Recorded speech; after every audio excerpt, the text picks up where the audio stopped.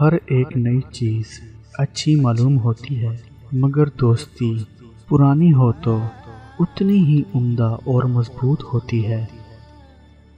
صرف تعلیم سے شرافت کا حاصل کرنا ایسا ہی محمل خیال ہے جیسے علم کیمیا کے ذریعے سے تانبے کا سونا بننا۔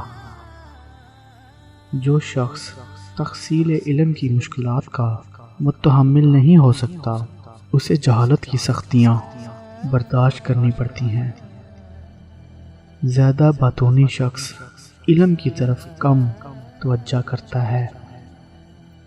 جھوٹ بولنے کا نقصان یہ ہے کہ اگر اس کے بعد تو سچ بھی بولے گا تو کوئی شخص تیری بات کو باور نہ کرے گا۔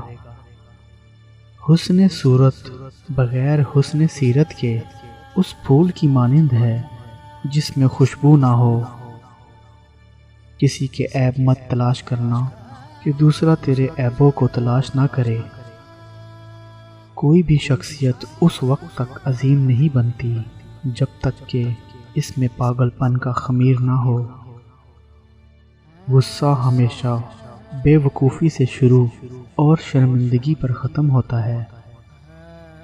عورتوں کے لیے یہ بات غیر فطری ہے کہ وہ بہادر ہوں یا کسی مسئلے پر دلائل کے ساتھ بحث کر سکیں۔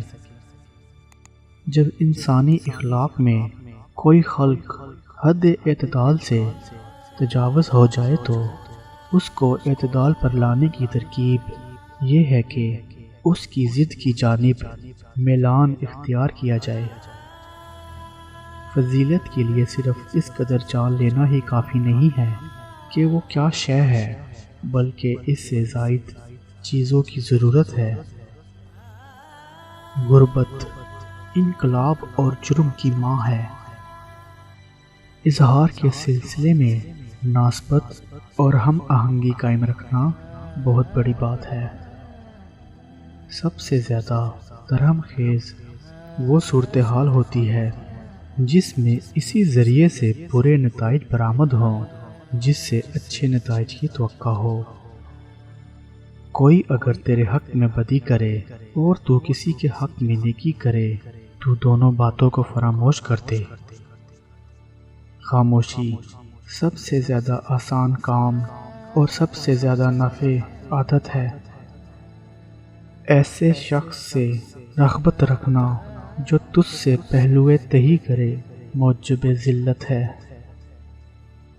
میرے دوستو، دنیا میں دوست موجود ہی نہیں ہے۔ کوئی قضیہ بیک وقت صادق اور کاذب نہیں ہو سکتا۔ غیر مانوس لفظوں کا استعمال بڑی احتیاط سے ہونا چاہیے۔ اگر غیر مانوس لفظوں کا بے محل استعمال ہو یا استعاروں کی بھرمار ہو تو ایسی زبان لفظوں کا ملغوبہ بن کر رہ جائے گی، شاعرانہ زبان نہیں ہوگی۔